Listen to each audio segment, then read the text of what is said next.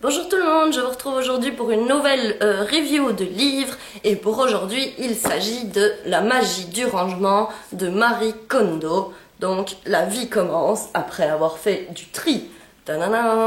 C'est la première fois de ma vie que je lis un livre de ce genre, c'est-à-dire un livre consacré à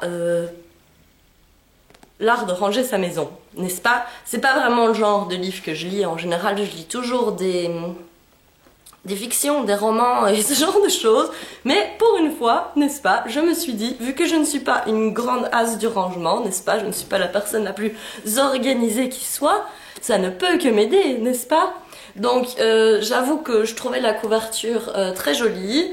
Le petit brillant ici qui dit 2,6 millions d'exemplaires vendus. C'est vendeur, hein, c'est le cas de le dire. Et donc, j'en avais aussi entendu parler par-ci par-là, donc j'étais bien tentée de le lire.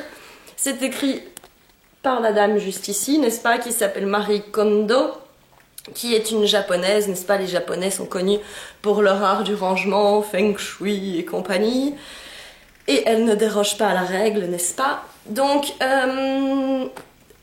ce qu'elle nous dit ici au-dessus, c'est que le livre que vous tenez entre les mains est spécial. Il vous initie à KonMari, une méthode de rangement révolutionnaire. Et pas seulement pour vos placards. En pliant vos t-shirts, sélectionnant vos livres, en vous débarrassant enfin du superflu qui vous encombre depuis des années, c'est un peu de vous que vous redécouvrirez. Le rangement deviendra un événement à part entière et vous éprouverez une nouvelle forme de joie. Préparez-vous, il y aura un avant et un après. La magie du rangement. Vous êtes partant, alors oubliez tout ce que vous savez déjà en matière de rangement et révolutionnez votre intérieur dans tous les sens du terme. Donc, elle alterne le bouquin entre des conseils de rangement, des anecdotes de sa vie personnelle, des anecdotes liées à son travail, parce que son boulot, c'est d'aller ranger chez les gens. Femme de ménage top compète révolutionnaire, non j'exagère.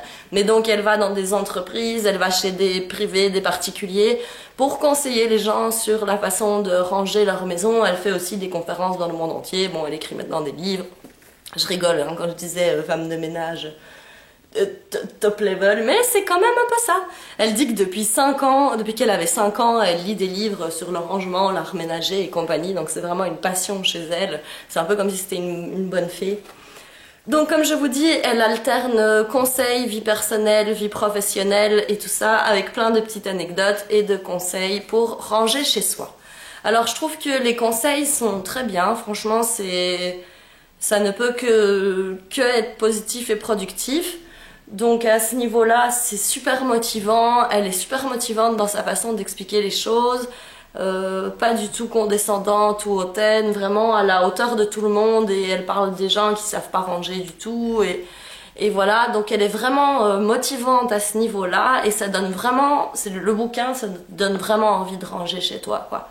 Ça te donne vraiment envie de faire ce dont elle parle et tout ça. Maintenant, elle va un petit peu loin, n'est-ce pas la dame? Donc, il y a des moments où j'étais morte de rire en lisant ce livre parce qu'elle conseille donc de remercier ses objets, de leur parler, de saluer sa maison quand tu rentres chez toi, quand tu enlèves tes chaussures, tu dis merci chaussures d'avoir été des bonnes chaussures aujourd'hui.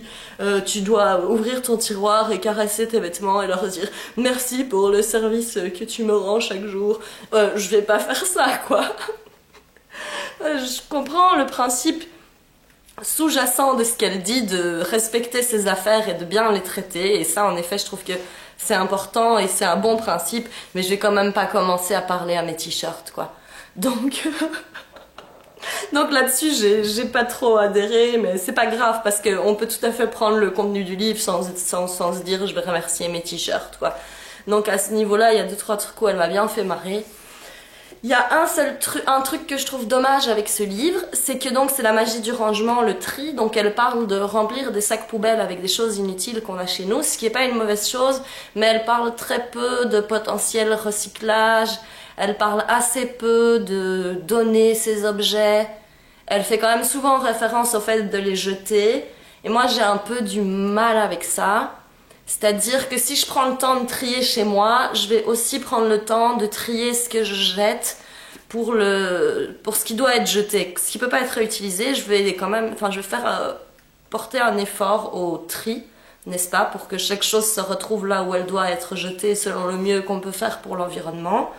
Et ensuite, je vais aussi pas jeter des choses en bon état qui ne me plaisent plus. Enfin, des vêtements qui me plaisent plus. Elle dit, ne les montrez pas à votre famille, vous allez vous faire influencer, surtout pas à votre mère et tout. Bon, ok, je peux comprendre. Mais dans tous les cas, moi, je vais pas jeter des vêtements en bon état. Je préfère les donner, que ce soit un organisme ou...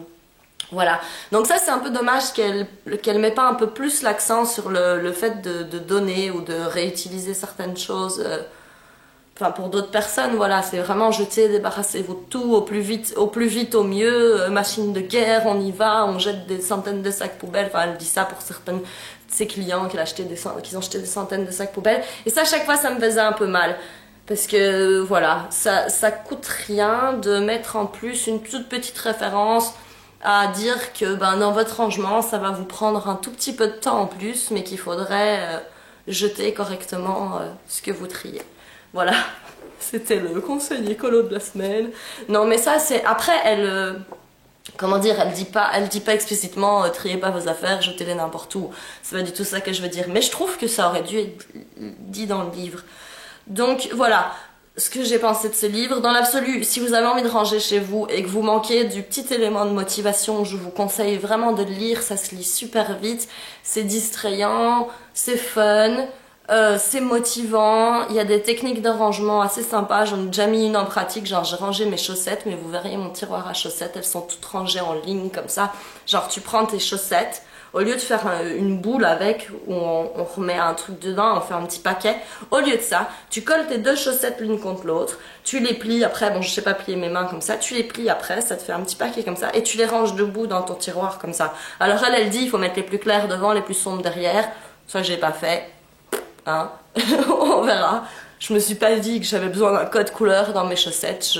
Non, pas à ce point-là. Déjà les ranger comme ça, je me suis dit t'es quand même occupé à passer 1 heure à ranger tes chaussettes. Bon, mais alors après, j'ai déjà remarqué que c'était 10 fois plus pratique. Le tiroir à chaussettes, quand tu l'ouvres, t'as l'impression qu'il y a une musique qui fait oh, une musique divine quand tu ouvres le tiroir à chaussettes. Genre tellement il est rangé. J'ai jamais vu un tiroir à chaussettes de ma vie comme ça. Voilà. Donc ça paraît complètement pas important d'avoir un tiroir à chaussettes rangé, mais ça fait quand même du bien. Donc je pense continuer à essayer de faire un bon tri chez moi et ranger comme je peux, donc avec sa méthode, en profitant de la dose de motivation que donne le livre. Je compte aussi relire certains chapitres, parce qu'il y a des chapitres où elle explique, genre ici, comment plier.